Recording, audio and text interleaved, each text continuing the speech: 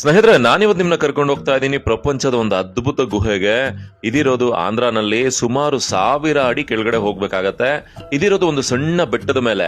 ಆ ಬೆಟ್ಟದ ಮೇಲೆ ಗುಹೆ ಒಳಗೆ ಎಂಟ್ರಿ ತಗೊಂಡ್ರೆ ನಾವು 1000 ಅಡಿ ಕೆಳಗಡೆ ಹೋಗಿ ಸುಮಾರು ಭೂಮಿ ಮಟ್ಟಕ್ ಬಂದ್ಬಿಡ್ತೀವಿ. ಭೂಮಿಗಿನ ಒಳಗಡೆನೆ ಹೋಗ್ತೀವಿ ಅಂತ ಇಟ್ಕೊಳ್ಳಿ. ಈ ಗುಹೆ ಬಗ್ಗೆ ಹೇಳೋದಾದ್ರೆ ಇದನ್ನ ವಾಲ್ಮೀಕಿ ಗುಹೆ ಅಂತ ಹೇಳ್ತಾರೆ. ಯಾಕಂತ ಹೇಳಿದ್ರೆ ತುಂಬಾ ಜನ ವಾಲ್ಮೀಕಿ ಅವರು ಇದ್ರೊಳಗೆ ಹೋಗಿದ್ದನ್ನ ನೋಡಿದ್ರು. ಅದಕ್ಕೋಸ್ಕರ ಇದನ್ನ ವಾಲ್ಮೀಕಿ ರಾಮಾಯಣವನ್ನ ಬರೆದಂತ ಗುಹೆ ಅಂತ ಹೇಳಲಾಗತ್ತೆ. ಇದಿರೋದು ಎಲ್ಲಿ ಗೊತ್ತಾ? ತುಂಬಾ ಜನ ಬೆಂಗಳೂರಿಂದ, ಮೈಸೂರಿಂದ, ನಮ್ಮ ಕರ್ನಾಟಕದಿಂದ ಅಂತ ಇಟ್ಕೊಳ್ಳಿ ಮಂತ್ರಾಲಯಕ್ಕಂತೂ ಹೋಗ್ತಾ ಇರ್ತೀರಾ. ಮಂತ್ರಾಲಯಕ್ಕೆ ಹೋದ್ರೆ ಬೆಂಗಳೂರಿಂದ ಅಪ್ರಾಕ್ಸಿಮೇಟ್ಲಿ ಒಂದು 370 ಕಿಲೋಮೀಟರ್ ಇದೆ. ಗುತ್ತಿ ಅಂತ ಹೇಳಿ ಸಿಗತ್ತೆ. ಅನಂತಪುರ ಗುತ್ತಿಯಿಂದ ಸುಮಾರು ಮಂತ್ರಾಲಯ 100 ಕಿಲೋಮೀಟರ್ ಆಗತ್ತೆ. ಆ ಗುತ್ತಿಯಿಂದ ಕೇವಲ 24 ಕಿಲೋಮೀಟರ್ ದೂರದಲ್ಲಿದೆ. ಪ್ರತಿಯೊಬ್ರು ಹೋಗಿ ನೋಡ್ಲೇಬೇಕಾಗಿರುವಂತ ಗುಹೆ ಇದು. ಇದನ್ನ ವಾಲ್ಮೀಕಿ ಗುಹೆ ಅಂತ ಹೇಳ್ತೀವಿ.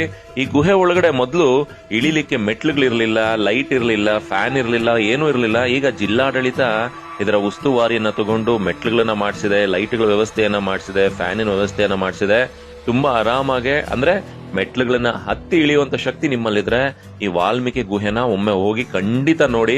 ನಾನು ಮಂತ್ರಾಲಯಕ್ಕೆ ತುಂಬಾ ಜನ ಹೋಗ್ತಾ ಇರ್ತಾರೆ.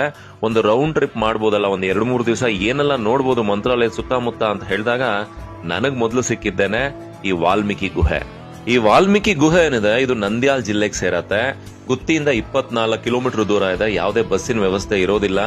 ನೀವು ನಿಮ್ಮ ಸ್ವಂತ ಗಾಡಿನಲ್ಲೇ ಹೋಗ್ಬೇಕಾಗತ್ತೆ. ಈ ಗುಹೆಗೆ ನೀವು ಅಲ್ಲೇ ಗುಹೆ ಬಳಿ ಇರ್ತಕ್ಕಂಥ ಆಫೀಸ್ ನಲ್ಲಿ ಒಂದು 50 ರೂಪಾಯಿ ಎಂಟ್ರಿ ಟಿಕೆಟ್ ಅನ್ನ ತಗೊಂಡು, ಬೇಕಂದ್ರೆ ಗೈಡ್ ನ ಕೂಡ ತಗೊಬಹುದು. ಗೈಡ್ ಕೂಡ ಇರ್ತಾರೆ. ಈ ಗುಹೆನಲ್ಲಿ ಬಹಳ ವಿಶೇಷ ಅಂದ್ರೆ ಸ್ಟಾಲಕ್ಮೈಟ್ ಸ್ಟೋನ್ಸ್ ಅಂತ, ಅಂದ್ರೆ ಸಾವಿರಾರು ವರ್ಷ, ಲಕ್ಷಾಂತರ ವರ್ಷಗಳಿಂದ ನೀರ್ ಜಿನಿಗಿ ಆಗಿರ್ತಕ್ಕಂಥ ಸ್ಟಾಲಕ್ಮೈಟ್ ಸ್ಟೋನ್ಸ್ ಅನ್ನ ಇಲ್ಲಿ ನೋಡಬಹುದು ಈ ಗುಹೆನಲ್ಲಿ. ಇದು ಗುಹೆನಲ್ಲಿ ಇರ್ತಕ್ಕಂಥ ಬಹಳ ವಿಶೇಷ. ಲೈಟಿಂಗ್ ಅಂತೂ ಬಹಳ ಅದ್ಭುತವಾಗಿದೆ. ನಿಮ್ಗೆ ಇಳಿಲಿಕ್ಕೆ ಹಬ್ಬಬ್ಬ ಅಂದ್ರೆ ಒಂದು ಅರ್ಧ ಗಂಟೆನಲ್ಲಿ ಆರಾಮಾಗಿ ಇಳಿದು ಎಲ್ಲ ಸುತ್ತಾಡ್ಕೊಂಡು 1.25 ಗಂಟೆ ವಾಪಸ್ ಕೂಡ ಬರ್ಬೋದು. ಆಲ್ಮೋಸ್ಟ್ ಒಂದು 2 ಅವರಲ್ಲಿ ನೀವು ಗುಹೆನ ಆರಾಮಾಗಿ ದರ್ಶನ ಕೂಡ ಮಾಡಬಹುದು. ನೀವು ನಿಮ್ಗೆ ಬೇಕಾಗಿರ್ತಕ್ಕಂಥ ಆಹಾರ ಆಗಿರ್ಬೋದು, ನೀರಾಗಿರ್ಬೋದು ನೀವೇ ಕ್ಯಾರಿ ಮಾಡ್ಬೇಕಾಗತ್ತೆ. ಅಲ್ಲಿ ಇನ್ನ ಹೋಟೆಲ್ ರೆಡಿ ಆಗ್ತಾ ಇದೆ. ಯಾವ್ದೇ ತರ ಆಹಾರದ ವ್ಯವಸ್ಥೆ ಇಲ್ಲ ಅಲ್ಲಿ. ಈ ವಾಲ್ಮೀಕಿ ಗುಹೆ ಬಗ್ಗೆ ಡೀಟೇಲ್ ಆಗಿ ಹೇಳ್ಬೇಕಾದ್ರೆ ಟೈಮ್ ಸಾಲೋದಿಲ್ಲ. ಇನ್ಸ್ಟಾಗ್ರಾಮ್ ಅಲ್ಲಿ ಇದರ ಡೀಟೇಲ್ ವಿಡಿಯೋನ ನಾನು ಫೇಸ್ಬುಕ್ ಮತ್ತೆ ಇನ್ಸ್ಟಾಗ್ರಾಮ್ ಅಲ್ಲಿ ಅಪ್ಲೋಡ್ ಮಾಡಿದೀನಿ. ಮಂತ್ರಾಲಯಕ್ಕೆ ಹೋದಾಗ ತಪ್ಪದೆ ವಾಲ್ಮೀಕಿ ಗುಹೆನ ನೋಡಿ. ಹಾಗೆ ನಮ್ಮನ್ನ ಫಾಲೋ, ಸಬ್ಸ್ಕ್ರೈಬ್ ಆಗೋದು ಮರಿಬೇಡಿ. ಮುಂದಿನ ಸಂಚಿಕೆಯಲ್ಲಿ ಗುಹೆನಲ್ಲಿ ಇರ್ತಕ್ಕಂಥ ಅದ್ಭುತನ ತೋರಿಸ್ತೀನಿ. ಅಲ್ಲಿವರೆಗೂ ಧನ್ಯವಾದಗಳು.